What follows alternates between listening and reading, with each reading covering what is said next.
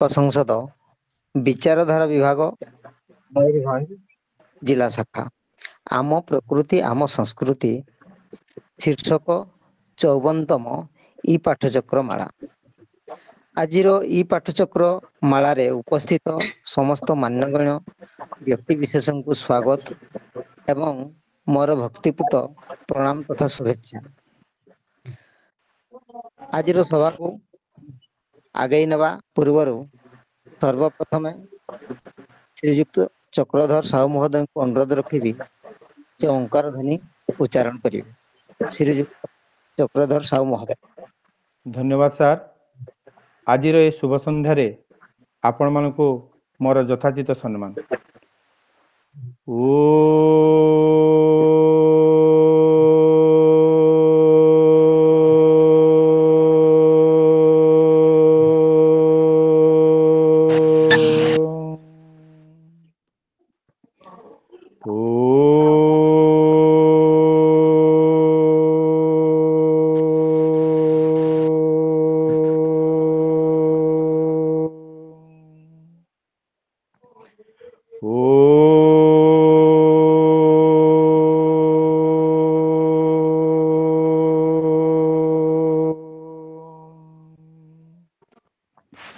गुरु ब्रह्मा गुरु विष्णु गुरुदेव महेश्वर गुरु साक्षात् परम ब्रह्म तस्मै श्री गुरुवे नमः।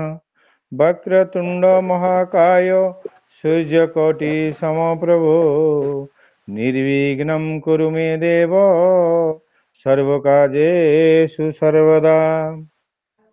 ओं शान्ताकारं भुजगशयनं पद्मनाभं सुरेशं विश्वाधारं गगनसदृशं मेघवर्णं सुभागं लक्ष्मीकान्तं कमलनयनं योगिर्विधं गम्यं वन्दे विष्णु भवभयहर सर्वलोकैकनाथं सर्वलोकैकनाथं। तुमेव माता च पिता तुमेव बन्धु च सखा तुमेव विद्या द्रविणं तुमेव सर्वं मम देव देव। सर्वे भवन्तु सुखिनः सर्वे सन्तु निरामया सर्वे भद्राणि पश्यन्तु मा कश्चित् दुःखभाग् भवेत्। ओम शांति शांति शांति। धन्यवाद सर।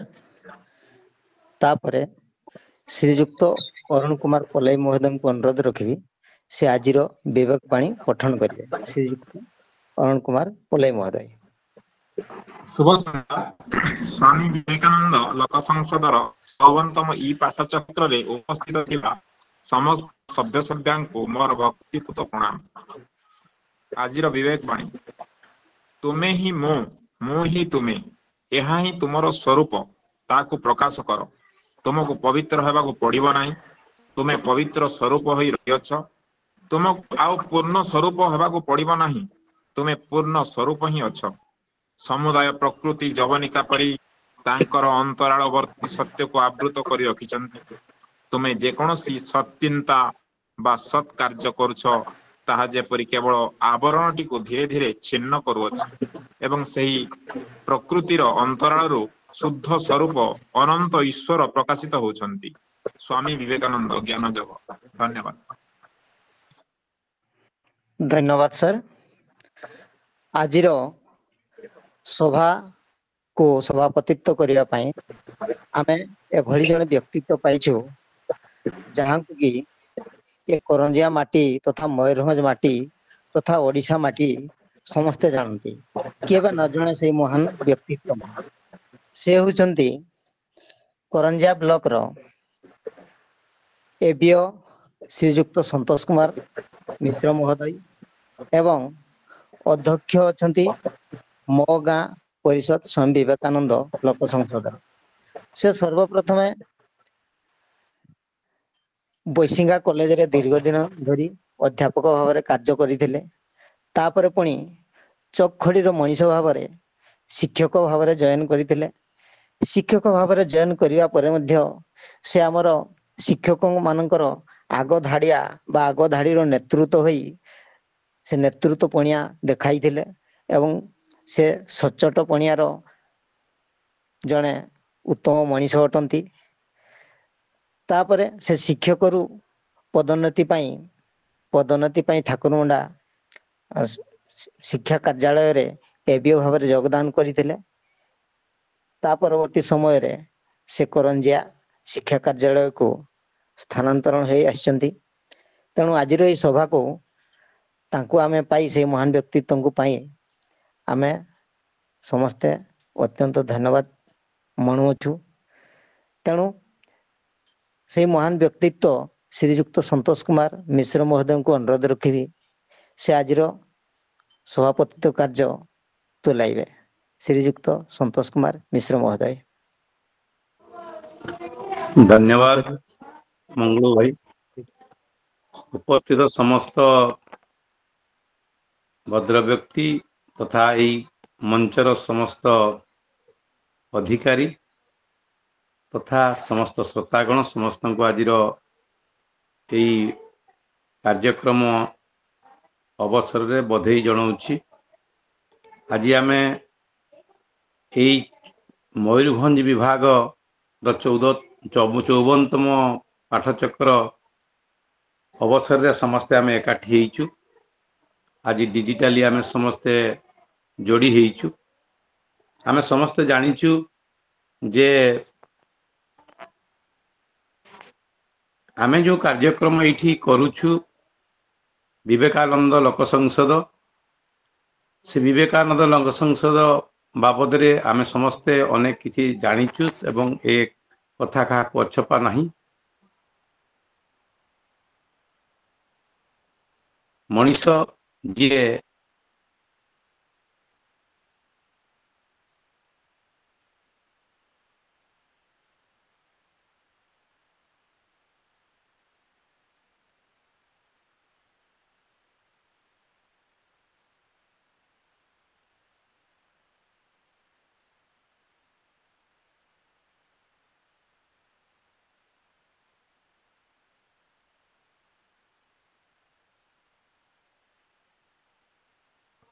ହ୍ୟାଲୋ ହ୍ୟାଲୋ ହଁ ଶୁଣାଯାଉଛି ସାର୍ ସାର୍। ଶୁଭା ଯାଉଛି। ଆଜ୍ଞା ସାର୍ ଆଜ୍ଞା ଶୁଣାଯାଉଛି କି? ଆଜ୍ଞା ସାର୍। କଟିଗଲା ତ ନେଟଟା କଟି ଏନିୱେ ଆମେ ଆମେ ସମସ୍ତେ ଯେଉଁ ଭାରତର ପ୍ରବାଦ ପୁରୁଷ ଜ୍ଞାନୀ ଗୁଣୀ ଲୋକ ଯିଏକି ସନାତନ ଧର୍ମର ଏକ ମୁଖ୍ୟ ପ୍ରଚାରକ ଥିଲେ। ସାରା ପୃଥିବୀରେ ଯିଏ ସନାତନ ଧର୍ମକୁ ପ୍ରଚାର କରୁଥିଲେ, ଜ୍ଞାନ ଗୁଣର କଥା କହୁଥିଲେ, ସେଇ ତାଙ୍କରି ଆଦର୍ଶରେ ଅନୁପ୍ରାଣିତ ହୋଇ ଆମର ଏ ବିବେକାନନ୍ଦ ଲୋକ ସଂସଦ ଗଠିତ ହେଇଛି। ଏବଂ ସେଇ ଆଳରେ ଆମେ ସମସ୍ତେ ଜାଣିଛୁ ଯେ ବିଭିନ୍ନ କାର୍ଯ୍ୟକ୍ରମକୁ ଆଧାର କରିକି ଭାରତ ବର୍ଷର ସଂସ୍କାର ପ୍ରକ୍ରିୟାକୁ ଆଗକୁ ନେବାକୁ ଆମେ ସମସ୍ତେ ଏଠି ଏକାଠି ହେଇଛୁ। ଏଇ ସଂସ୍ଥା ସହିତ ଆମେ ସମସ୍ତେ ଯୋଡ଼ି ହେଇଛୁ। ଆମେ ସମସ୍ତେ ଜାଣିଛୁ ଭାରତର ଅବକ୍ଷୟ, ଭାରତର ସଂସ୍କାର, ଭାରତର ପରମ୍ପରା, এই ସମସ୍ତ କଥାକୁ ଆଧାର କରିକି এই ବିବେକାନନ୍ଦ ଲୋକ ସଂସଦ ମଧ୍ୟ ଗଠିତ ହେଇଛି। ତେଣୁ ସେଇ ପୁରୁଣା ଭାବନାକୁ, ପୁରୁଣା ସଂସ୍କାରକୁ, ପୁରୁଣା ପରମ୍ପରାକୁ ଉଜ୍ଜୀବିତ ରଖିବା ପାଇଁ ଆମେ ବିଭିନ୍ନ ପାଠଚକ୍ର ମଧ୍ୟ ମାନେ କରିଥାଉ। ଆଜି ସେ 54ତମ ପାଠଚକ୍ର ଆଜି ବହୁତ ଦିନ ପରେ 53 ପରେ ଆଜି 54ରେ ପହଞ୍ଚିଛୁ। ବିଭିନ୍ନ ଜିଲ୍ଲାରେ এই କାର୍ଯ୍ୟକ୍ରମ ହେଇଥାଏ। এটা ମୟୂରଭଞ୍ଜର ଯୋଉ 54ତମ ପାଠଚକ୍ର ଆମ ପ୍ରକୃତି, ଆମ ସଂସ୍କୃତି এই ଆଧାରରେ ଆମେ କରିଛୁ। ଯେ ଏଇ ଆପଣମାନେ ସମସ୍ତେ ଜାଣିଛନ୍ତି ଯେ ବ୍ୟବସ୍ଥାକୁ ଉନ୍ନତ କରିବା ପାଇଁ, ସଂସ୍କାର ପ୍ରକ୍ରିୟାକୁ ଉନ୍ନତ କରିବା ପାଇଁ, ଆମ ସଂସ୍କୃତିକୁ ଆଉ କେଇ ପାଦ ଆଗକୁ ନେବା ପାଇଁ ଆମ ପାଖରେ ଅନେକ ଜ୍ଞାନୀ ଗୁଣୀ ଲୋକ ଅଛନ୍ତି। କିନ୍ତୁ ଆଜି ସେଇମାନଙ୍କୁ ଖୋଜି ବାହାର କରିକି ବ୍ୟବସ୍ଥା ସହିତ ଯୋଡ଼ି ପାରିଲେ ଭାରତୀୟ ସଂସ୍କାର ବ୍ୟବସ୍ଥା ଉନ୍ନତି ହେବ, ସମାଜ ବ୍ୟବସ୍ଥା ଆଗକୁ ଯିବ। ସେଇଥିପାଇଁ ଆଜିର এই ବ୍ୟବସ୍ଥା। ତେଣୁ ସେଇ ଆଳରେ ଆଜି ଆମେ ଆମର मुख्य वक्ता वैद्यज्योति बलराम प्रसाद सिंहदेव को आमे पाइछु। सी राज्य साधारण संपादक अच्छा ओडिशा राज्य वनौषधि विशेषज्ञ महासंघर। आज्ञाकर घर तालचेर हिंदल ठारे जड़े बेस कर्मयोगी एवं बौद्धिक चेतनार भरपूर थिबा मानसिकता जड़े मनीष। योगासन रे तांकर रुचि और विश्वास मध्य थाए आ विभिन्न स्थान रे मध्य आत्मरक्षा पाई प्रशिक्षण मध्य देइथाबी। सेटा गुटे तांकर भल गुण। सबुठारु बड़ कथा होची जे आज जेते बेले आयुर्वेद शास्त्र लोप पाइबा को जाउची, ई महाशय माने ही ताकू रक्षा करचंती, सुरक्षा देइचंती। भारतर वैद्यराज मानकर भावना एवं पुराना संस्कृति को पुणी थरे उज्जीवित करकी लोक मान को पाखु पहुंचेबारे सी जो व्यवस्था तैयारी करचंती, से जो माने उद्योग करचंती, सेटा पाई से निश्चित भाव में प्रशंसनीय। आज आम जीवन पाई एक मूल्यवान व्यवस्था। एपरिकी किसी दिन पूर्व जी आम एम्स रे अच्छंती आम डायरेक्टर अशोक महापात्र जी जोड़ा मुंड को अलगा करथिले, से मध्य कहथिले मु केबे भी माने एलोपैथिक मेडिसिन भल पाइने, आयुर्वेदिक की मध्य भल पाए। तेणु से भली आयुर्वेदिक को आग को नबा पाई आम माने व्यवस्था को उन्नति नबा पाई जे प्रकृति रे सुरक्षा करिबा, औषधीय वृक्षर सुरक्षा करिबा एवं ता भितरु मनुष्यर जीवन को जोड़ी देवा, से सुरक्षा सहित जोड़ी देवा, एई भली एक व्यवस्था सहित से निजे जोड़ी ही कि निजे गोटे वैद्य कूलर परंपरा को बंचेया पय जो चेष्टा करिसंती, निजे मध्य अन्यर जीवन को सुरक्षा देउचंती, चिकित्सा करूचंती, लोकन को भलो करूचंती। सेही भली जणे व्यक्ति, महान व्यक्ति आज एरो मुख्य वक्ता आम पय अछंती।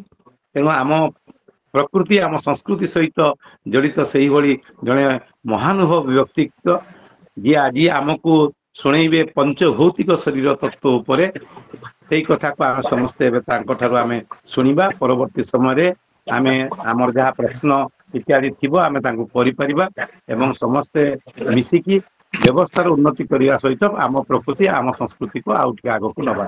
जय जगन्नाथ।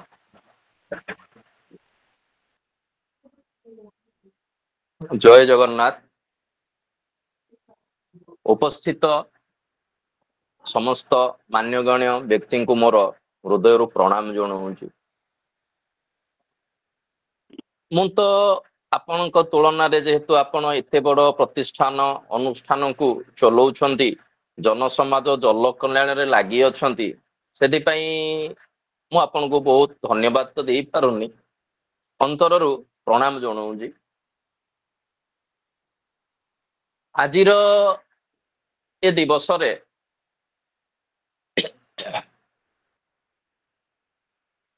ए शुभ अवसर रे मो स्वामी जी किछि चिंताधारा जो थिला ता उपरे मु किछि सम्यक कहया पई चाहूँ। कारण आपण मानक मु स्वामी विवेकानंद तो एते विशाल रूप रे कहि परिबिनी, समय सापेक्ष। आम भारतीय दार्शनिक चिंताधारा, आध्यात्मिकता, नैतिकता और प्राकृतिक नीति विषय रे किछि स्वामी जी अभिमत देइछन। आज्ञा मो कथा सुबुजी? आज्ञा सर सुबुची टिके सर वीडियो को आसीले भलो होंता सर, टिके वीडियो को आसीबे क्षमा करियो। नेटवर्क प्रॉब्लम टिके रहउजी, वीडियो कॉल हेई पारुनी, मो दिथर ट्रायल कलेनी। हां नहीं सुबुजी आज्ञा चेष्टा करिवि, वीडियो कॉल आसीले मु करिवि। जदि नेटवर्क टिके आसीबो ए संध्या बेले टिके प्रॉब्लम रहे।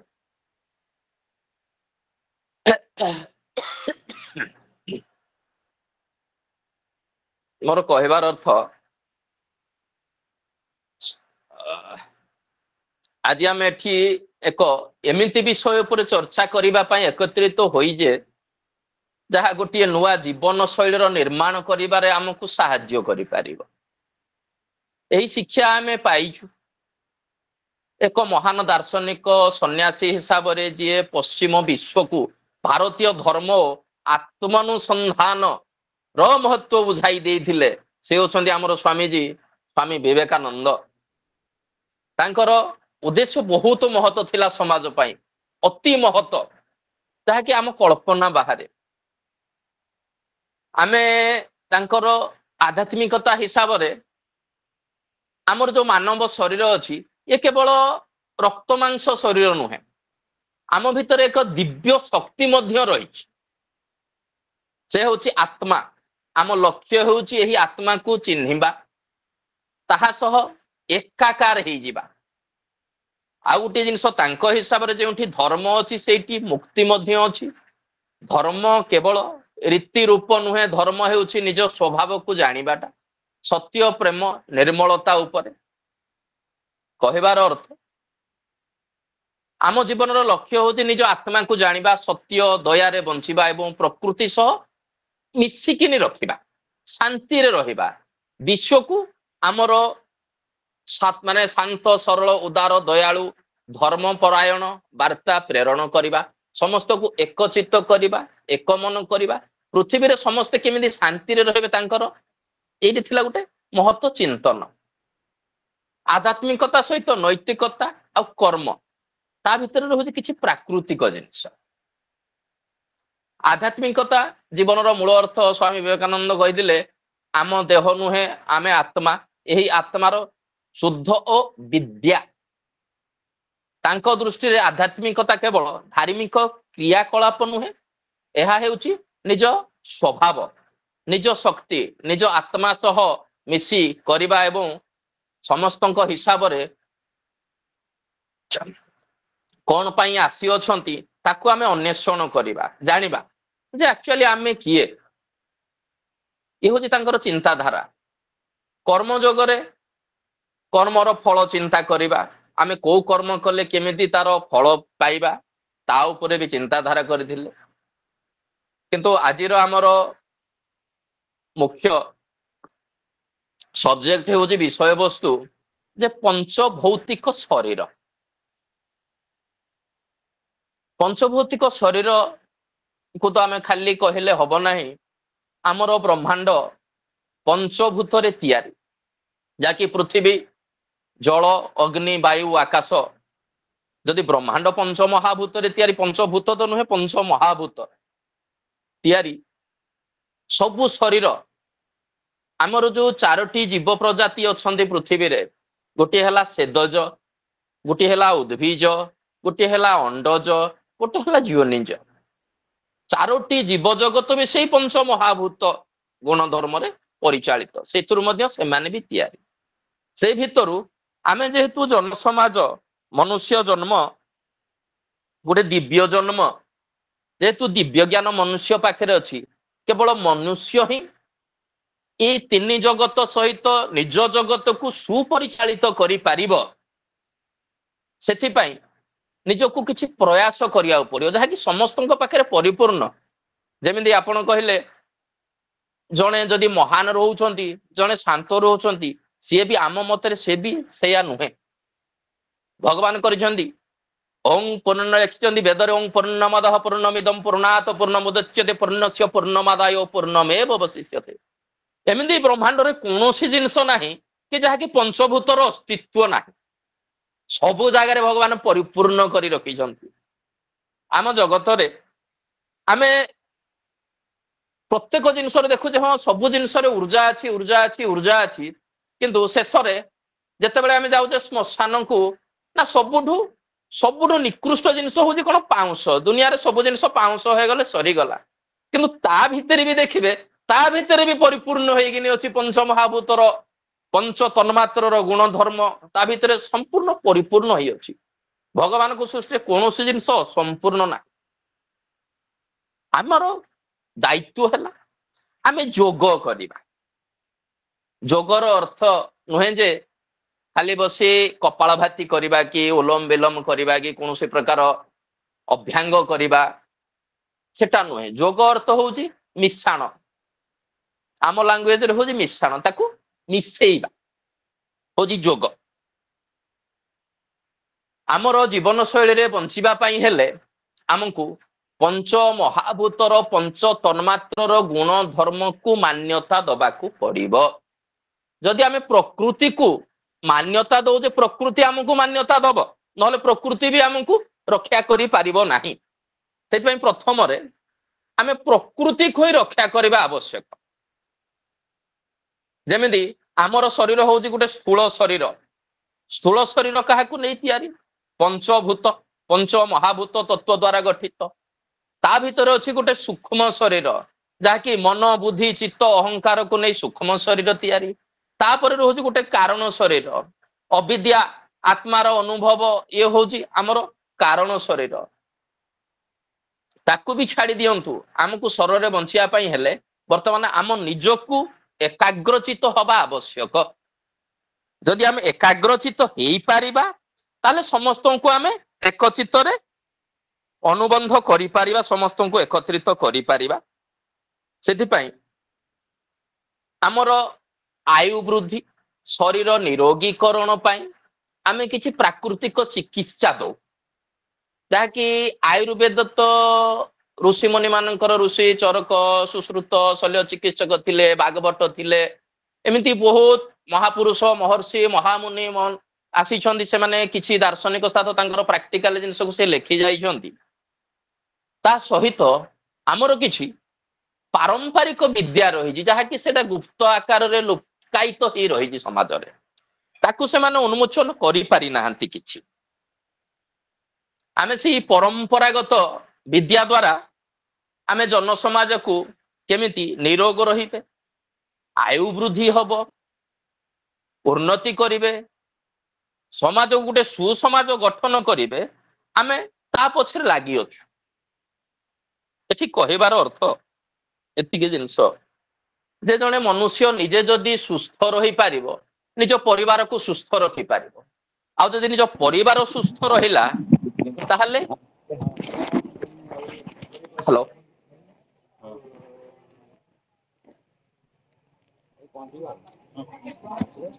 आज्ञा टिके प्रोब्लेम रहउची तांको घरटा आपण पहुंचीबे छकरे मते फोन करे हम खडबा के देखि एते बड़ पुंजा जी केते पाखरेडा केते केते म 10 मिनिट लागिबो जिबा आसबा किछ आज्ञा आज्ञा आज्ञा हां सुबिला एथरो आज्ञा सर सुना होची के म्यूट कर नाहंती। अच्छा म्यूट कर देबे सर ई सर के म आपन नहीं पहुंचे सेठी आपन ठीक माने से छकरे पहुंचे गां भीतर तांको लास्ट नमोदी वर्तमान आमे आसीबा हमर पंच महाभौतिक शरीर तत्व उपर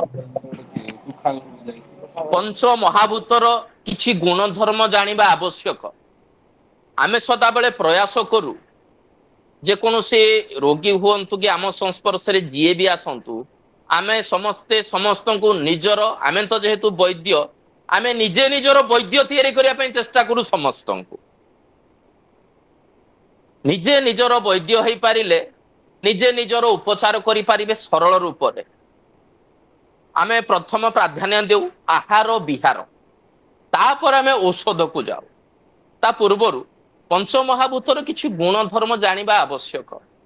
जेमिति हमर पृथ्वीर तन्मात्र हैला गंध रस रूप स्पर्श शब्द तापर आसिला जल जल रे गंध नाही रस रूप स्पर्श शब्द अछि ये गला तृतीय पर्याय आसिला पृथ्वी जल अग्नि अग्नि रे ना गंध नाही ना रस नाही रूप स्पर्श शब्द अग्नि पर आसिला वायु वायु रे गंध नाही रस नाही रूप नाही से अरूप सेथरे केवल स्पर्श जोगी आ शब्द तापर आसिला आकाश महाभूत रे गंध नाही रस नाही रूप नाही स्पर्श भी नाही केवल शब्द निहित हुए।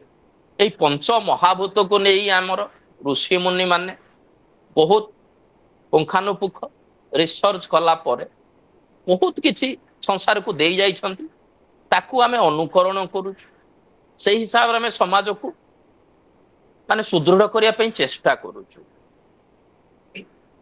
अच्छा आम शरीर निरोग रहिया पई जदि चिंता करिया पई चाहेबा हमकु सु आहार प्रथम रे आवश्यक। सु आहार पई आमे निजको निजे चिन्हिबा जे आमे को अवस्था रे प्रथमे अछंती। हमर प्रथम जिनिस हला दोष आमर को दोष कौन अच्छी ଆମ ଶରୀର ବାତ ପିତ୍ତ କଫ ତ୍ରିଦୋଷରେ ଆମ ଶରୀର ଗତି କରୁଛି ସଦାବେଳେ, ମାନେ ଚାଲୁଛି।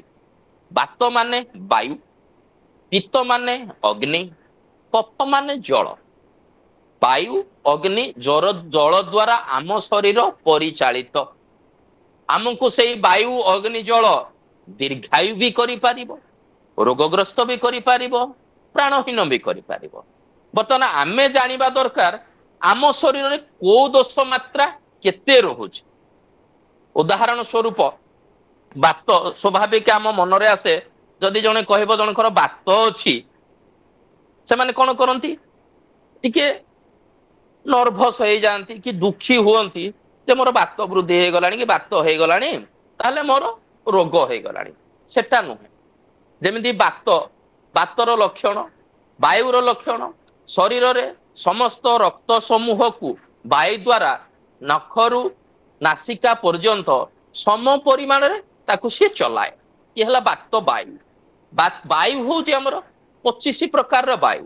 ତାକୁ ଆମେ 5 ଭାଗରେ, ମୁଖ୍ୟ 5 ଭାଗରେ ବିଭକ୍ତ କରିଛନ୍ତି। ସେ 5 ଭାଗ ବାୟୁରେ ଆମର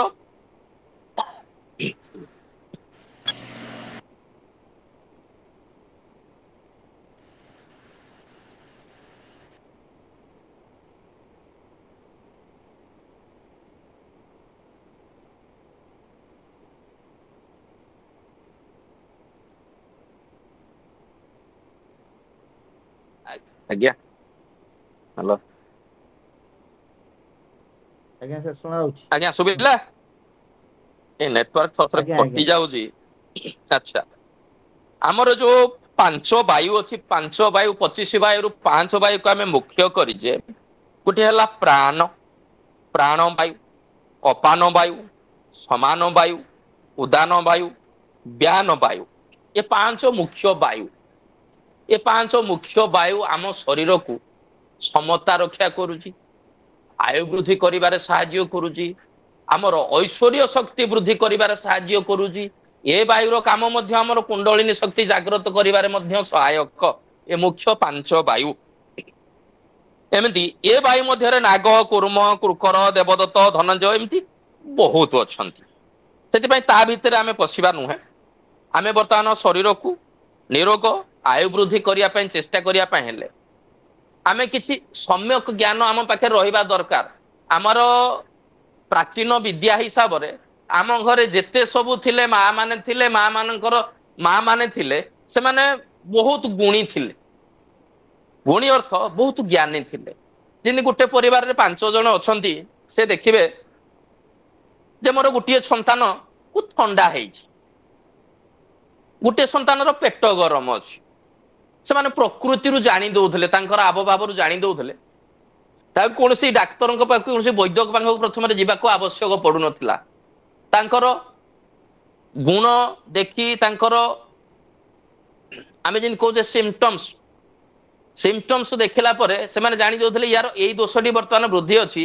ସେମାନେ ଇଣ୍ଡିଭିଜୁଆଲି ସୁ ଆହାର ତାଙ୍କୁ ଦଉଥିଲେ। କାହାକୁ ପଖାଳ ଭାତ ଟିକେ ଖାଇବାକୁ ଦଉଥିଲେ, ତ କାହାକୁ ଗରମ ଦଉଥିଲେ, କାହାକୁ ଖାଇବାକୁ କଣ କଣ ସବୁ ଚିନ୍ତା କରୁଥିଲେ, କୋଉ ମସଲା ଟିକେ ଦଉଥିଲେ। ସେଇଥିରେ ସେମାନେ ପୁରା ନିରୋଗ ହେଇ ରହୁଥିଲେ। ସେମିତି ସେଇ ପ୍ରାଚୀନ ବିଦ୍ୟାକୁ ଆମେ ଧୀରେ ଧୀରେ ସବୁ ଭୁଲି ଗଲେଣି। ଆମେ ପ୍ରାଚୀନ ବିଦ୍ୟା ଭିତରେ ଆଉ ନାହାନ୍ତି। ଆମେ ପାଶ୍ଚାତ୍ୟ ଦେଶର ବିଦ୍ୟା ଉପରେ ଏତେ ନିବିଡ଼ ହେଇଯାଇଛନ୍ତି ଯେ ଆମକୁ ସବୁ ଜିନିଷ ମାନେ ତୁଚ୍ଛ ମନେ ହଉଛି। ଆମ ଭାରତୀୟ ପାରମ୍ପରିକ ଯୋଉ ବିଦ୍ୟା ଅଛି, ଯୋଉ ଆହାର ଖାଦ୍ୟ ଅଛି, ସେ ବହୁତ ତୁଚ୍ଛ ହେଇଗଲାଣି। ଯେମିତି ସାଧାରଣତଃ ଗୋଟେ ହଳଦୀ ଆମ ଆୟୁର୍ବେଦ ଶାସ୍ତ୍ରରେ ବହୁତ ମୁଖ୍ୟ ଭୂମିକା ଗ୍ରହଣ କରେ। ଅଣହଳଦିଆ ଖାଇବା ଅଶୁଭ ବୋଲି କହନ୍ତି, କାଳେ ହଳଦୀ ଖାଇବେନି। ହଳଦୀରେ ଏତେ ଗୁଣ ଅଛି, କିନ୍ତୁ ପାଶ୍ଚାତ୍ୟ ହିସାବରେ ହଳଦୀକୁ ଆମେ ତୁଚ୍ଛ ମନେ କରୁଛନ୍ତି। କିଛି ନାହିଁ। ସେଥିପାଇଁ ଆମେ ପ୍ରଥମରେ ନିଜ ଶରୀରକୁ ଚିହ୍ନିବା। ଆମର ବର୍ତ୍ତମାନ କୋଉ ଦୋଷ ବୃଦ୍ଧି ଅଛି? ବାତ ପିତ୍ତ କଫ 3ଟା ଦୋଷ। ବାତ କହିଲେ ବାୟୁ। ଗୋଟେ ସାଧାରଣ ଚିନ୍ତା କରିବା ଦରକାର। ଶରୀରର କୌଣସି ସ୍ଥାନରେ ଯଦି ବେଦନା ସୃଷ୍ଟି ହେଲା, ମାନେ ଯାହାକୁ ଆମେ କହୁଛେ ପେନ୍ ହଉଛି କି ପୀଡା ହଉଛି, ଜାଣିବେ ଯେ ଆପଣଙ୍କର ଟିକେ ବାତ ଦୋଷ ଦକ୍ଷଣ ଯୋଗୁ ସେ ସ୍ଥାନରେ ପୀଡା ହଉଛି। ପିତ୍ତ ଦୋଷ ବୃଦ୍ଧି, ଅଗ୍ନି ବୃଦ୍ଧି ହେଲେ ଶରୀର ଜ୍ୱଳନ ହବ, शुष्क हब कफ वृद्धि हेले ठंडा हब समय ज्ञान समस्तଙ୍କର ମଧ୍ୟ ଅଛି ସେଥିପାଇଁ ଆମେ କିଛି ଆହାର ବିହାର ସିଡ୍ୟୁଲ ବନେଇଛୁ ଆମ ଦୈନନ୍ଦିନ ଜୀବନରେ ଆମ ପୂର୍ବ ଭାରତ ହିସାବରେ ଆମ ଓଡ଼ିଶା ହିସାବରେ ଆମେ କିଛି ସିଡ୍ୟୁଲ ବନେଇଛୁ এই ସିଡ୍ୟୁଲ ହିସାବରେ ଆମେ ଆହାର ବିହାର ଶୃଙ୍ଖଳାକୁ ପ୍ରଥମରେ ଦଉଛୁ ସମସ୍ତଙ୍କୁ ଔଷଧ ପରେ ପ୍ରଥମ ରହୁଛି ଆହାର ବିହାରରେ ପ୍ରଥମ ଜିନିଷ ଆମେ କହୁ ଯୋଉ ଖାଦ୍ୟ ଖାଇଲେ ଆମର ଦୋଷ ବୃଦ୍ଧି ହଉଛି ତାକୁ ଆଗ ଜାଣିବା ଆବଶ୍ୟକ ସମସ୍ତଙ୍କ ପାଇଁ ଯେମିତି ଆମର ବାତ ଦୋଷ ବୃଦ୍ଧି ପ୍ରତ୍ୟେକ ଖାଦ୍ୟର ଦ୍ରବ୍ୟ ଗୁଣ ଅଲଗା ମଡର୍ଣ୍ଣ ସାଇନ୍ସ ହିସାବରେ ଆଜି ପର୍ଯ୍ୟନ୍ତ ଦ୍ରବ୍ୟ ଗୁଣ ଆଇଡେଣ୍ଟିଫାଏ କରିପାରି ନାହାନ୍ତି ସେମାନେ ଖାଦ୍ୟକୁ ଖାଦ୍ୟ ହିସାବରେ ଖାଉଛନ୍ତି ଦଉଛନ୍ତି କରୁଛନ୍ତି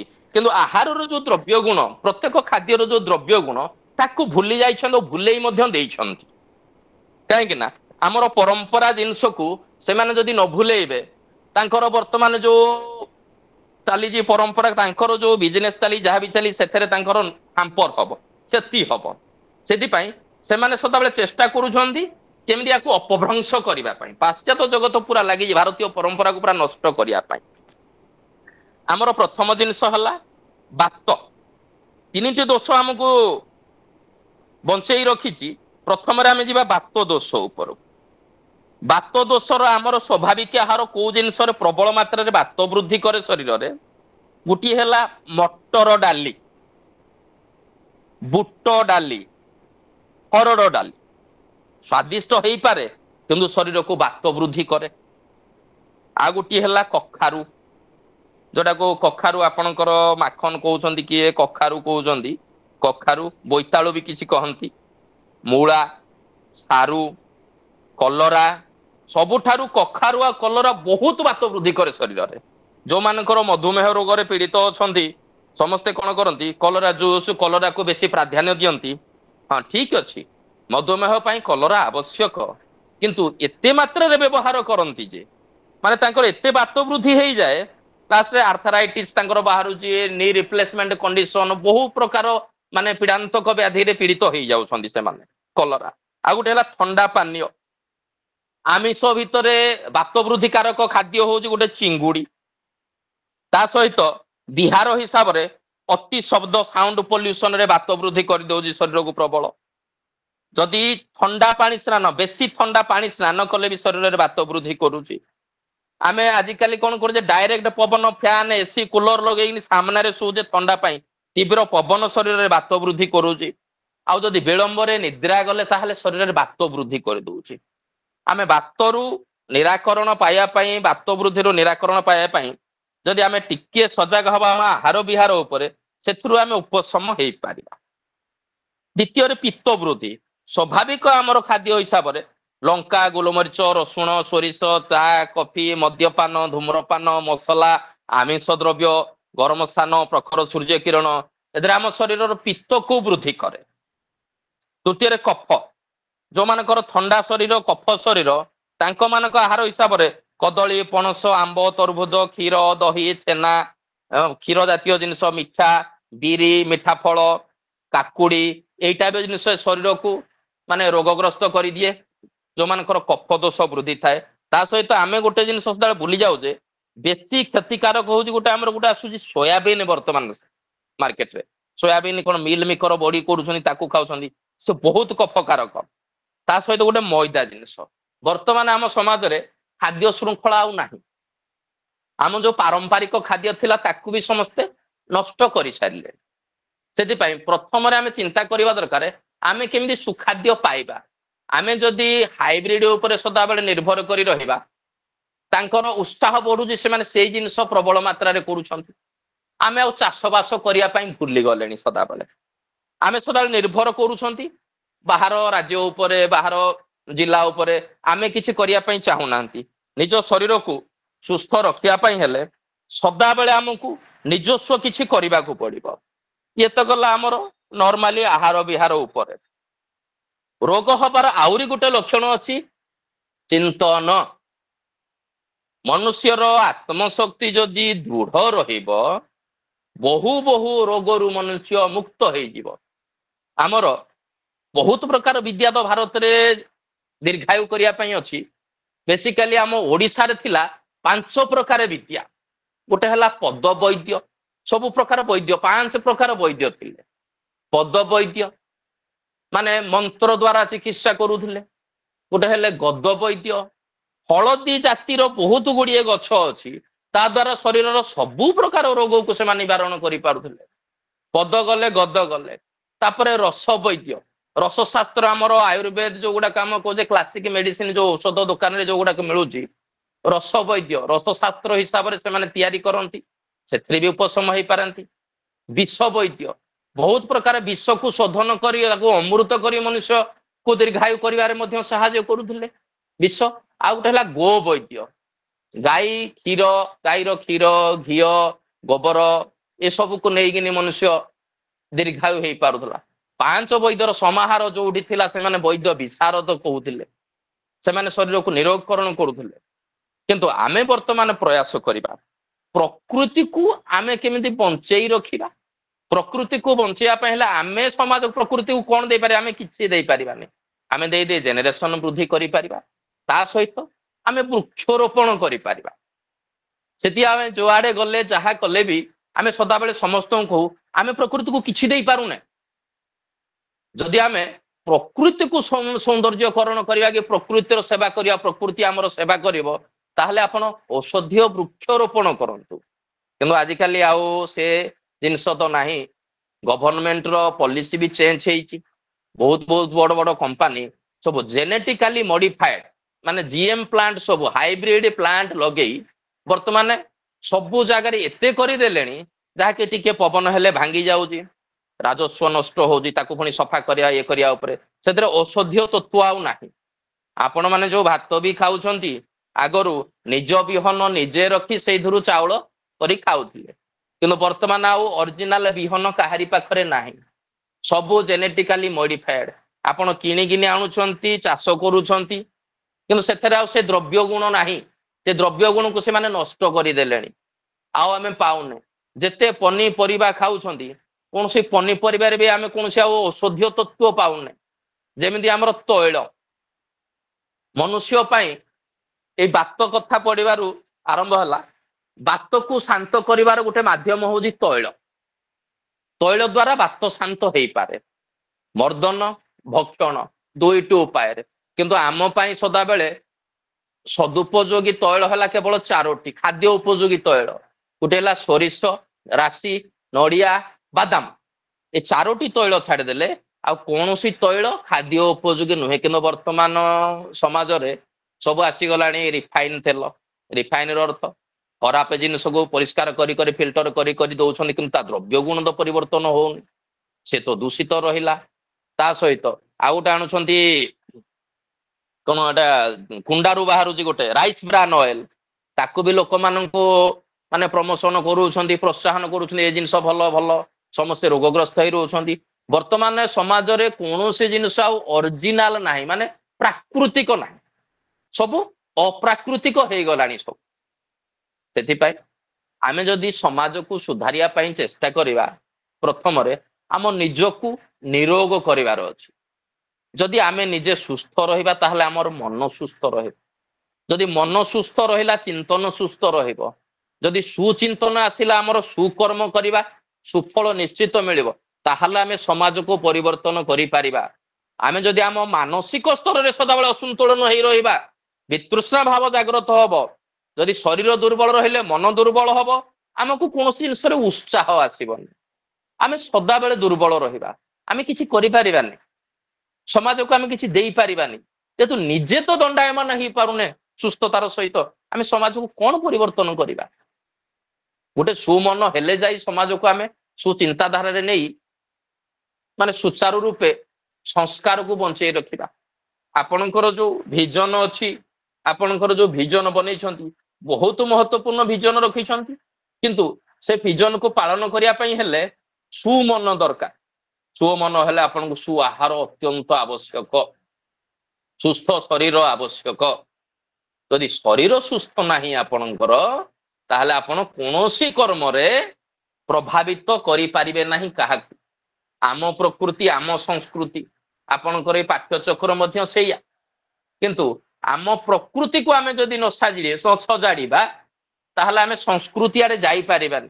ସଂସ୍କୃତି ତ ଅପଭ୍ରଂଶ କରିଦେଲେଣି, ଆହୁରି ବି ଅପଭ୍ରଂଶ ହେଇ ଚାଲୁଛି, ତାକୁ ଆମେ ଧାରଣ କରିପାରିବାନି। ସେଥିପାଇଁ ପ୍ରଥମ ଜିନିଷ ହଉଛି ନିରୋଗ ସ୍ୱାସ୍ଥ୍ୟ। ଶରୀରକୁ ଯଦି ଆମେ ନିରୋଗ କରିପାରିବା, ମନ ସୁସ୍ଥ ରହିବ, ତାହେଲେ ଆମେ କିଛି କରିପାରିବା। ସେଥିପାଇଁ ଆମେ ସ୍ୱାଭାବିକ ସମସ୍ତଙ୍କୁ କହିଛୁ, ସମସ୍ତଙ୍କୁ କହୁଛୁ, କିଛି ବି ଆମେ ଦଉଛୁ, ଚାରା ଦଉଛୁ। ପ୍ରତ୍ୟେକ ଲୋକଙ୍କ ଘରେ ସାଧାରଣ ବାତ ପିତ୍ତ କଫକୁ ଶାନ୍ତ କରିବା ପାଇଁ, କ୍ଷମତା ରକ୍ଷା କରିବା ପାଇଁ ସ୍ୱାଭାବିକ କିଛି ଔଷଧର ଆବଶ୍ୟକ ଅଛି। ତାକୁ ତ ଔଷଧ କହିବାନି, ସିଏ ବି ଗୋଟେ ହଉଛି ସୁପର ଫୁଡ। ଘରେ ନିହାତି ରଖିବା ଦରକାର। ଯେମିତି ଆମର ହଉଛି ପତର ଗଜା ଗଛ, ଯାହାକି ଅମର ପୋଇ। ଆପଣଙ୍କର ପେଟର ଯାବତ ପ୍ରକାର ରୋଗ ଥାଉ ନା, ଆପଣ ଅମର ପୋଇ ବ୍ୟବହାର କଲେ ପୁରା ଡାଇରିଆ ହଇଜା ହେଇଯାଉଛି, ଲୋକମାନେ ବହୁତ ଲୋକ ମରିଯାଉଛନ୍ତି। ବହୁ ପରୀକ୍ଷିତ। ଅମର ପୋଇ ପତ୍ର 21ଟା ଗୋଲମରିଚ ଲୁଣ ଟିକେ ଯଦି ଆପଣ ବାଟିକିନି ଖାଇଦେଲେ, ସେ ପେଟରେ ଯେତେ ଏନଜାଇମ ଯେତେ ବ୍ୟାକ୍ଟେରିଆ ଅଛି ସବୁକୁ ସମତା କରିଦବ। ଦୂଷିତ ବ୍ୟାକ୍ଟେରିଆକୁ ନଷ୍ଟ କରିଦବ, ଆମ ଏନଜାଇମକୁ ବୃଦ୍ଧି କରିବ ଅମର ପୋଇ। ଏଇ ଟାଇପର ପୁଦିନା ହେଲା, ଧନିଆ ହେଲା, ଏମିତି ବହୁତ ଛୋଟ ଛୋଟ ଛୋଟ ଛୋଟ ଜିନିଷ ଅଛି ଯାହାକି ଆମକୁ ନିହାତି ଘରେ ଲଗେଇ ରଖିବା ଦରକାର, ତାକୁ ବ୍ୟବହାର କରିବା ଦରକାର। କିନ୍ତୁ ଆମେ କଣ କରୁଛେ, ଆମେ ଟିକେ କଷ୍ଟ କରିବା ପାଇଁ ଆମକୁ କଷ୍ଟ ଲାଗୁଛି। ବର୍ତ୍ତମାନ ଗଛ ଟିକେ ଲଗେଇବା ପାଇଁ କଷ୍ଟ ଲାଗୁଛି। ଆମେ ଚିନ୍ତା କରୁଛେ ଯଦି ଆମର କିଛି ବ୍ୟତିକ୍ରମ ହଉଛି, କଣ ହଉଛି, ତାହେଲେ ଆମେ ରାସାୟନିକ ଔଷଧ ଟିକେ ପକେଇଦେଲେ, ଧର ଜ୍ୱର ଆସିଲା ପାରାସିଟାମଲ ଦିଟା ଖାଇଦେଲେ ଟେମ୍ପରେଚର ତ ଛାଡି ଯାଉଛି, କିନ୍ତୁ ରୋଗଟା ଆସୁଛି କାହିଁକି? ଆମର ଲକ୍ଷ୍ୟ ଆମେ ରୋଗକୁ କେତେବେଳେ ଧ୍ୟାନ ଦେବା ଉଚିତ ନା, ଆମେ ସଦାବେଳେ ଦୋଷକୁ ଧ୍ୟାନ ଦେବା ଦରକାର। ଆମ କୋଉ ଦୋଷ ବୃଦ୍ଧି ହଉଛି? ଗୋଟେ ଗୋଟେ ଦୋଷରେ 50 ପ୍ରକାର ରୋଗ ଜାତ ହଉଛି। ବାତ ହଉଛି 84 ପ୍ରକାରର, ପିତ୍ତ 45 ପ୍ରକାରର, କଫ 25 ପ୍ରକାରର। ଆପଣ କାହାକୁ କଣ୍ଟ୍ରୋଲ କରିବେ? ମିଶ୍ରିତ ଦୋଷ ହେଲେ ତ ଆହୁରି ରୋଗ, ମାନେ ଛୋଟିଆ ଗ୍ୟାସରୁ ଆରମ୍ଭ କରି କ୍ୟାନ୍ସର ପର୍ଯ୍ୟନ୍ତ ହେଇଯାଉଛି ଲୋକଙ୍କୁ। ସେଥିପାଇଁ ନିଜେ ସୁସ୍ଥ ରହିବା ପାଇଁ ପ୍ରଥମରେ ନିଜ ବାରିଘରେ ନିଜର ଖାଦ୍ୟ ରୂପରେ ଯୋଉ ପନିପରିବା ବିନା ସାର ଔଷଧରେ ପ୍ରାକୃତିକ ନ କରିପାରନ୍ତି, ଜୈବିକ ତ କରିପାରିବେ। ଗାଈର ଖତ ମୂତ ଟିକେ ନେଇକି ତ ତାକୁ ତ କରିପାରିବେ। ତାକୁ ଯଦି ବ୍ୟବହାର କରୁଛନ୍ତି, ଆପଣ ଆଗ ପ୍ରଥମରେ ନିରୋଗ ରୁହନ୍ତୁ। ଯଦି ଆପଣ ନିଜକୁ ନିରୋଗ ରଖିପାରିବେ, ତାହେଲେ ଦେଶକୁ ନିରୋଗ କରିପାରିବେ, ସଂସ୍କୃତିକୁ ବଜାୟ ରଖିପାରିବେ, ପ୍ରକୃତିକୁ ସେବା କରିପାରିବେ। ସେଥିପାଇଁ ପ୍ରଥମରେ କହିବାର ଉଦ୍ଦେଶ୍ୟ, ଆଗ ନିଜ ଶରୀର, ନିଜ ପରିବାର, ଦ୍ୱିତୀୟରେ ନିଜର ପଡୋଶୀ, ନିଜର ଗାଁ, ଧୀରେ ଧୀରେ ଧୀରେ ଧୀରେ ଧୀରେ ଧୀରେ ଆମେ ବଢିପାରିବା। ତା ପାଇଁ ମୁଖ୍ୟ ଜିନିଷ ଆବଶ୍ୟକ ହଉଛି ବୃକ୍ଷରୋପଣ। ପୁଣି ବୃକ୍ଷରୋପଣରେ ଯେ ହାଇବ୍ରିଡ ଗଛ ନୁହେଁ, ଆମର ଦେଶୀ ଗଛ। ଦେଶୀ ଗଛରେ ଦ୍ରବ୍ୟ ଗୁଣ ବହୁତ ଥାଏ, ଔଷଧୀୟ ତତ୍ଵ ବହୁତ ଥାଏ। ଯେମିତି ଅଶୋକ ଗଛ, ଆମର କିମ୍ବଦନ୍ତୀରେ ଅଛି, ମା ସୀତାଙ୍କୁ ରାବଣ ନେଇ ଅଶୋକ ବାଟିକାରେ ରଖିଥିଲେ। ସେ କିଛି ଦଉନଥିଲା। କିଛି ବୈଜ୍ଞାନିକ ମାନେ ବର୍ତ୍ତମାନ ମତ ଦେଇଛନ୍ତି ଯେ ଅଶୋକ ଗଛର ଯୋଉ ବ୍ୟାସ, 7 ହାତ ବ୍ୟାସ ଆମେ କାଲକୁଲେସନ କରୁଛୁ, 12 ଫୁଟ ପର୍ଯ୍ୟନ୍ତ ଗୋଟେ ଏମିତି ଗୋଟେ ଉର୍ଜା କ୍ରିଏଟ ହଉଛି। ତା ପରିସର ଭିତରେ ରହିଲେ ବହୁତ ପ୍ରକାର ଗର୍ଭାଶୟ ଜନିତ ରୋଗରୁ ମୁକ୍ତି ପାଉଛନ୍ତି, ରିସର୍ଚ୍ଚ କରିଛନ୍ତି। ଅଁଳା ଗଛ ଗୋଟିଏ ରହିଲା, ଅଁଳାକୁ ଆମେ ସ୍ୱୟଂ ମହାଲକ୍ଷ୍ମୀ ବୋଲି, ଆମ ପରମ୍ପରା ହିସାବରେ ସ୍ୱୟଂ ମହାଲକ୍ଷ୍ମୀ ବୋଲି ଆମେ ଆଖ୍ୟା ଦେଇଛେ। ଅଁଳା ଏମିତି ଗୋଟିଏ ଗଛ, ତା ପରିସର ଭିତରେ ହେଲେ ମାନସିକ ବିକୃତି, ଯୋଉମାନେ ପାଗଳ ଟାଇପର ଲୋକ, ମାନସିକ ବିକୃତି, ମନ ଅଶାନ୍ତ ଥିବ, ଆପଣ ଅଁଳା ଗଛ ମୂଳେ ବସନ୍ତୁ ସଦାବେଳେ, ଦେଖିବେ ଔଷଧ ଖାଇବା ଆବଶ୍ୟକ ନାହିଁ, ସେ ଗଛର ଉର୍ଜାରେ ଆମେ ମୁକ୍ତ ହେଇଯିବା ବହୁତ। ସେଥିପାଇଁ ଔଷଧୀୟ ବୃକ୍ଷରୋପଣ କିଛି କରନ୍ତୁ ନିଜ ଘରେ, ତା ସହିତ ସୁଖାଦ୍ୟ ଖାଆନ୍ତୁ। ଯଦି ବି ଆବଶ୍ୟକ ପଡିବ, ଏଇ ମାଧ୍ୟମରେ ଆମର ଓଡିଶାରେ ବହୁତ ମାନେ ବୁଢା ବୁଢା ଅଛନ୍ତି, ବୈଦ୍ୟ ମହାରାଜ ମାନେ ଅଛନ୍ତି, ଭଗବାନ ତୁଲ୍ୟ ଅଛନ୍ତି।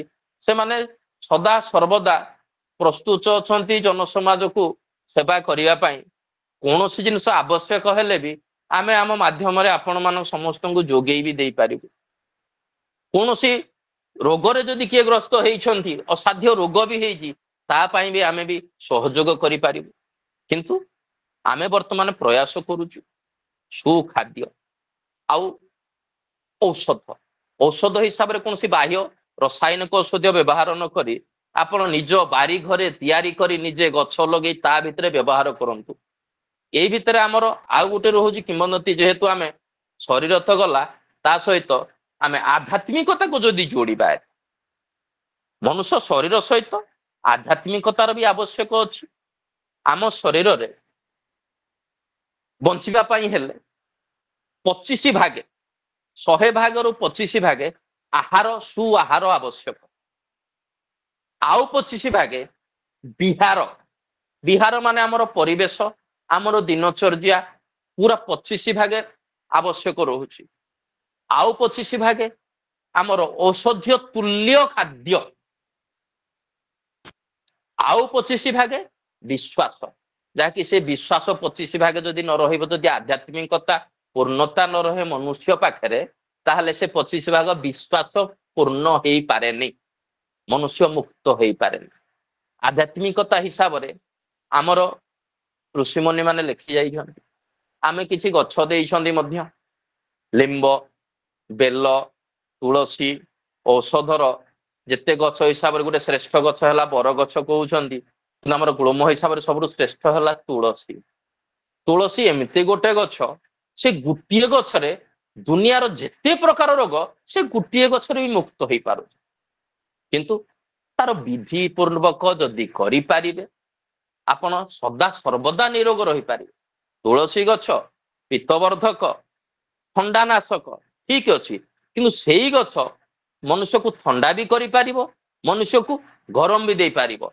पित्त को भी वृद्धि करि पारिबो कफ को भी वृद्धि करि पारिबो बात को भी वृद्धि करि पारिबो तीनटा जाकु समता भी रक्षा करि पारिबो 27 नक्षत्र गण हिसाब रे जदि करा जाय आम शरीर को बंचिया पई हेले बहुत प्रकार मार्ग अछि आमर आउ गोटी हैला एस्ट्रोलॉजी जो कहउछन ज्योतिष शास्त्र ज्योतिष मस्तर भी शरीर को सुस्थ रखी हब ग्रह नक्षत्र प्रभाव रे किंतु जुआडू बुली बुली आसिले आपण ज्योतिष मतरे जानतु आमर माइथोलॉजी की भगवान पूजा पाठ मतरे जानतु कि खाद्य मतरे जानतु कि औषध मतरे जानतु सबुर मूल कारण होजी वृक्ष आपण जदि वृक्ष रोपण न करिवे आपणकर ना भगवान आपन को सहाय्य करिवे ना आपन को ज्योतिष सहाय्य करि पारिबे ना ग्रह नक्षत्र सहाय्य करि पारिबे केही आपन को सहाय्य करि पारिबे नाही सदा सर्वदा चेष्टा करंतु औषधीय वृक्ष किछि बाड़ी रे रोपण करंतु आ सदा बेले चेष्टा करंतु जैविक नहले प्राकृतिक आहार व्यवहार कर आमर शरीरर मुख्य अंग हला मुंड आमर द्वितीय मुंड कहा होची यकृत जहाँकि लिभर कहउछन्ति जो जिनिस शरीर रे मुख्य जिनिस होची लिभर किंतु लिभर को सुस्थ रखिबारे मुख्य कार्य करूची किए नाम पेट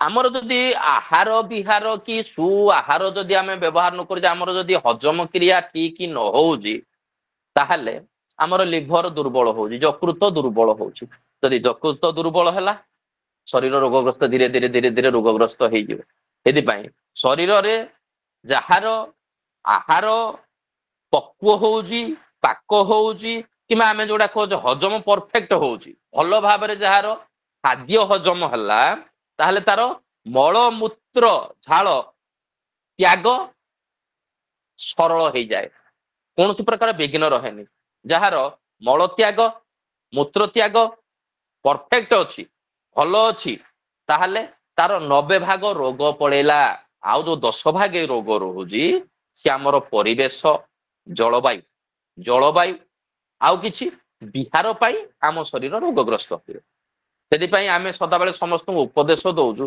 प्रथम समस्त पेट को ठीक करूँ सुआहार व्यवहार करूँ आउ विहार आमर प्रकृति हिसाब रे प्रकृति सहित मिसी चलियापाई हेले आमर जो निद्रा उचित समय जदि निद्रा जाउछंती ताहले शरीर निश्चित रोग मुक्त हब से चेष्टा करिवो शरीर को से बहुत सहाय्य करिवो सेति पई आहार ता सहित विश्वास ता सहित विहार ता सहित किछि औषधीय वृक्ष जहाँकि औषध नुहे औषधीय तुल्य खाद्य सदाबले व्यवहार करंतु आउ जदि किछि आवश्यक पड़िबो आम द्वारा मु तो बहुत संक्षेप खाली टिके कहिछि अधिका किछि कहिनी एपर्यंत मु चेष्टा करूछि समस्तंकु आउ समस्तंकु मध्य आउ थरे अवगत करूछु जदि मनुष्य समाज को आमे सुधारिया पई चेष्टा करिबा निजे प्रथम रे निरोग रहिबा जदि आम शरीर निरोग रहिबो ताहले मन शांत रहिबो मन शांत हेले एकाग्र चित्त हेले आमे सबु कर्म सुचारू रूपे करिबा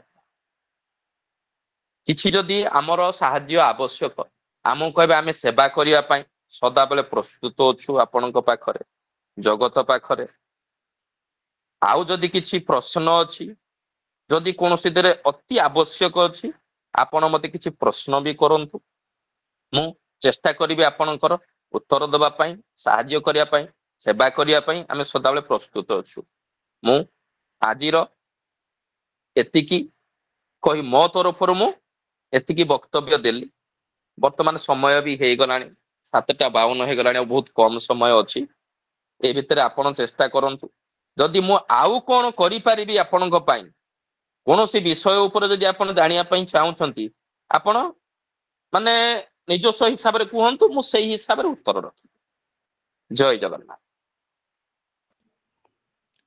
अनेक अनेक धन्यवाद सर वर्तमान अनुरोध रखिबी जे यदि कहीं सार तो कहलेनी किसी प्रश्न पचारिया पई यदि कहीं चाहुछंती सीधा सड़क सार को पचारि परिबे सार नमस्कार धन्यवाद बहुत सुंदर लगिला सार आज अनेक जिनस आम जानलु सार टे जानवर थिला जदि आम देहरे थंडा अंश अधिक रोचे ताले जमिति आपण कहले जे पणस आदि खाद्य टिके कम खाଇବା दरकार आउ कौन सारे आमे कले हमर जो थंडा एलर्जी जोटा रोची से कटि परिबो अच्छा आपणकर मलमूत्र त्याग ठीक रहूछि कि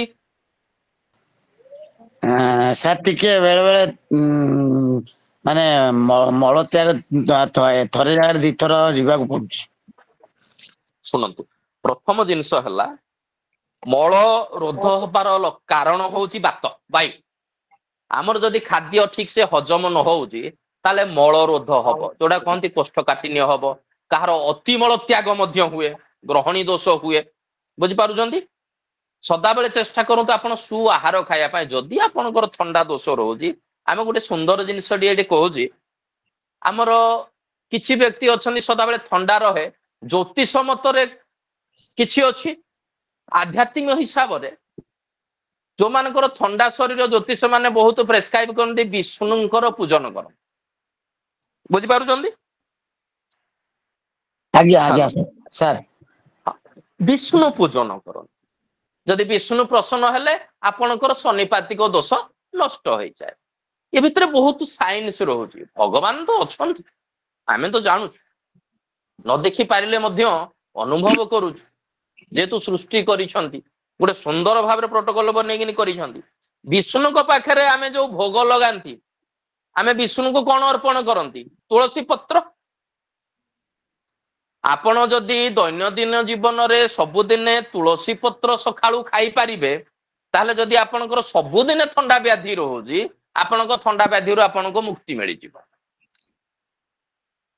बुझि पारिले आज्ञा आज्ञा आज्ञा सबुदिने सखाळु उठिबा मात्र के दांत घोई साजिला परे भगवान को जेहेतु आमे आध्यात्मिक मार्ग रे अछंती आमे सदा बेले समस्तंकर कर्म सारिला परे भगवान को पूजन सला परे कि सूर्य को पानी देला बेले जदि तुलसी पत्र आपण 3-4टी खाइबे सबुदिने चुबेई ताहले आपनको थंडा व्याधि रो मुक्ति पाइबे आ तुलसी पत्र रा आउ गुटे भलो गुण जो माने दीर्घ दिन तुलसी पत्र व्यवहार करंती तांकर जो झाळ भी बाहरे दुर्गंध हुएनी शरीर शोधन हो जाए अमृत तुल्य दिव्यत्व आसी जाए तुलसी गछरे गोटे बहुत बड़ महात्म्य अछि आपणकर जो थंडा रहउची को टाइप रो थंडा रहउची आज्ञा सर मोर टिके एलर्जी रोजे जो टिके धूली की कौन बाहर जागा पड़ेले कि अलगा पानी टिके पी देले छिंक काश हुए आज्ञा और ठंडा बढ़ जाए अच्छा आपण जो थंडा रहउची आपणकर कफ जनित व्याधि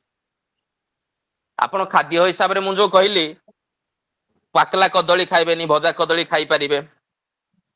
ତରଭୁଜ ବେଶୀ ଖାଇବେନି, କ୍ଷୀର ଜାତୀୟ ଜିନିଷରୁ ଟିକେ ବାରଣ କରିବେ। ବିରି ଖାଇବା କମେଇ ଦେବେ, ତେଲ ଜିନିଷ ଟିକେ କମେଇବେ, ସୋୟାବିନ କାକୁଡି ଏଇଥିରୁ ଆପଣ ଟିକେ କମାନ୍ତୁ। ତା ସହିତ ଅଗ୍ନିକାରକ ଖାଦ୍ୟ ଖାଆନ୍ତୁ। ଜଳକୁ ବାଲାନ୍ସ କରିବ କିଏ? କାଉଣ୍ଟର କରିବ ହଉଛି ଅଗ୍ନି। ଅଗ୍ନିକାରକ ଖାଦ୍ୟ ହେଲା ଲଙ୍କା, ଗୋଲମରିଚ, ରସୁଣ, ସୋରିଷ, ଚା, କଫି, ଏଇ ଟାଇପର ଟିକେ ଆମର ଯୋଉ ଗରମ ମସଲା ଜାତୀୟ ଜିନିଷ।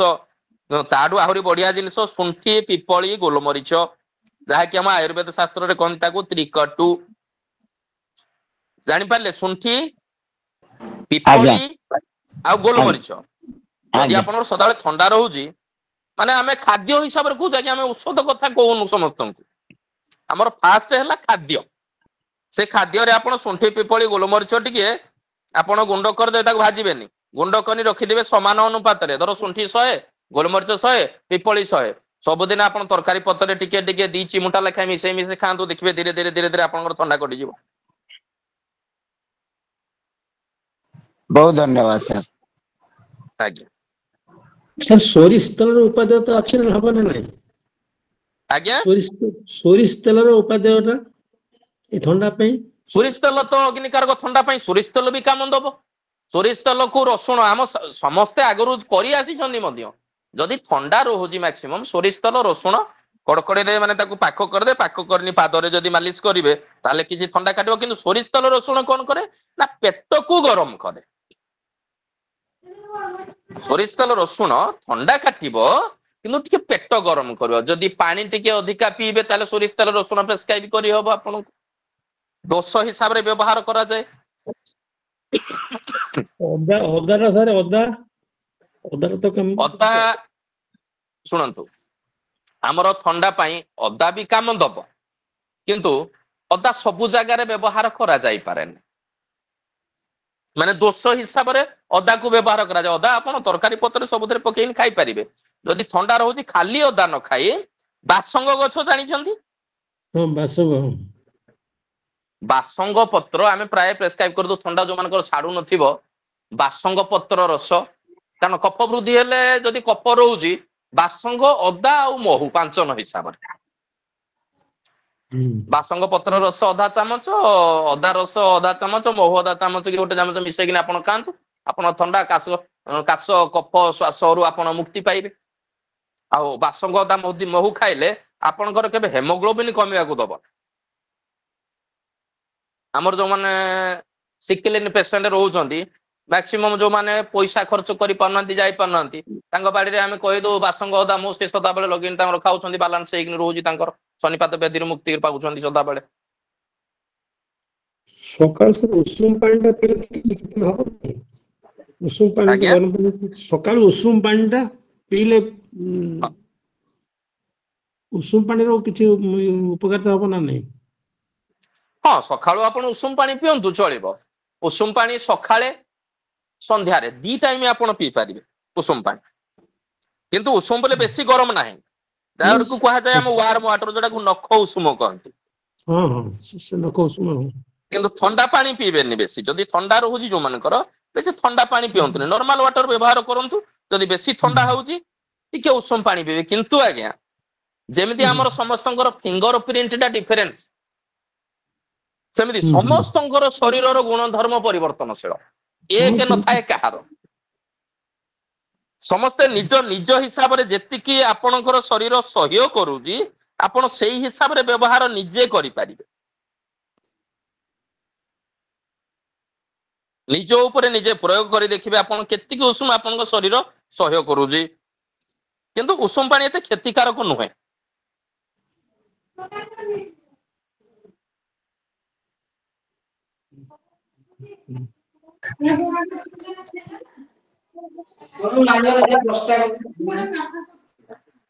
ଆଜ୍ଞା କିଛି କହୁଛନ୍ତି? ମଙ୍ଗଳୁ ସାର୍,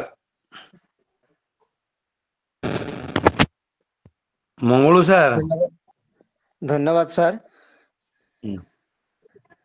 ବର୍ତ୍ତମାନ ମୁଁ ସଭାପତି ମହୋଦୟଙ୍କୁ ଅନୁରୋଧ ରଖିବି, ସେ କିଛି ମନ୍ତବ୍ୟ ରଖିବେ।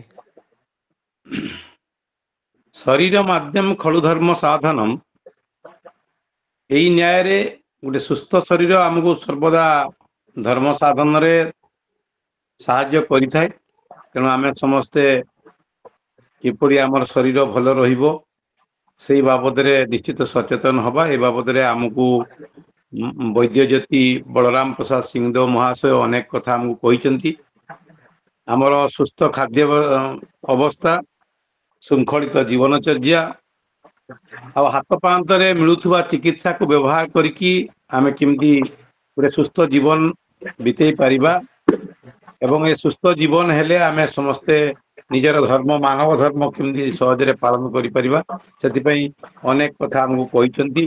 पृथ्वी वायु जल अग्नि आकाश को नहीं जो शरीर तत्व विषय रे आमे तांको पाखरु अनेक उपादेय कथा जो सुनिलु सेतिपई तांको आमे अशेष अशेष धन्यवाद देबा। प्रकारांतरे छुआ गछटिए स्लोगान सहित प्रकृति सुरक्षा बाबदरे आमको से सजाग सतर्क करिसेंती। सेतिपई मध्य तांको अनेक अनेक साधुवाद। आमे अनेक उपादेय कथा आज महाशय ठारू शुणिलु। आशा करी समस्ते निज जीवनचर्या रे ताको प्रयोग करिवे, कारण आम शरीर भल रहिले आउ सब कथा गुड़ा आम ठीक भाव कर एबे आग को बढ़िया को आग्रह रखुछि। धन्यवाद सर। वर्तमान श्रीयुक्त दिलीप कुमार बारिक महोदय को अनुरोध रखी से धन्यवाद कार्य अर्पण करेंगे। दिलीप बारिक सार गोटे जरूरी कार्यवशत अनुपस्थित अछंती। तांको तरफरु तांको दिलीप सार जॉइन कलेनी। आज्ञा सर नमस्कार समस्त को जय जगन्नाथ। उपस्थित थिबा ज्ञानी गुणी आज्ञा मान को स्वामी विवेकानंद लक्ष्मी धन्यवाद तरफ एवं सभापति अनुमति क्रमे धन्यवाद करू। आगे ओके दिलीप सर जॉइन करले। आज्ञा जॉइन करले। आज्ञा जय जगन्नाथ। एई 54तम ई पाठचक्र माला रे उपस्थित थिबा समस्त ज्ञानी गुणी आज्ञा मान को मो तरफरु तथा मयूरभंज शाखा तरफरु अनेक अनेक धन्यवाद धन्यवाद अर्पण करिवे। आजिकार जो प्रसंग थिला पंचभौतिक शरीर तत्व उपरे खूब सुंदर भाव निजर वक्तव्य रखिथिले श्रीमान बलराम सिंहदेव महोदय। तांकर वक्तव्य पंच महाभूत तत्वर शरीर तत्व तथा प्रत्येक व्यक्ति किपरि निरोग एवं निजर आय वृद्धि करिबारे एई पंच भौतिक तत्व कार्यराशि से कथा को निगुण भाव वर्णना कले। तेणु आमर मयूरभंज शाखा तरफ आज्ञा को अनेक अनेक धन्यवाद अर्पण करुछि। धन्यवाद अर्पण करी आजिकार सभापतित्व करथिबा आम समस्तंकर प्रिय श्रीयुक्त संतोष कुमार मिश्र महोदय को सठिक ढंग से सभापतित्व करने सहित विवेकानंदर जो महान दर्शन कथा हमको उद्बोध कले। तेणु तांको मध्य अनेक अनेक धन्यवाद। अंकार करिथिबा चक्रधर साहू महोदय, विवेकवाणी पठन करिथिबा अरुण कुमार पलई महोदय तथा खूब सुंदर भाव में संयोजन करिथिबा मंगलू पात्र महोदय को मध्य आम तरफरु अनेक अनेक धन्यवाद धन्यवाद अर्पण करी उपस्थित थिबा समस्त महानुभाव मान को बहुमूल्य समय व्यतीत करी ए कार्यक्रम को साफल्य मंडित करिथिबारु समस्त को आउ थरे धन्यवाद एवं शेष रे शांति पाठ पाई निजको प्रस्तुत रखिथिबा श्रीयुक्त नवीन चंद्र महोदय को मध्य धन्यवाद अर्पण करिकी आजिकार ए धन्यवाद अर्पण कार्यक्रम को एठी समाप्ति करछि। जय जगन्नाथ। धन्यवाद सर। शेष रे मु अनुरोध रखिबी श्रीयुक्त नवीन चंद्र सी महोदय को शांति पाठ करिवे। सर्वे भवन्तु सुखिनः सर्वे सन्तु निरामया सर्वे भद्राणि पश्यन्तु मा कश्चित् दुःखभाग् भवेत्। ॐ शान्ति शान्ति शान्ति। नमस्कार। धन्यवाद सर। शेषରେ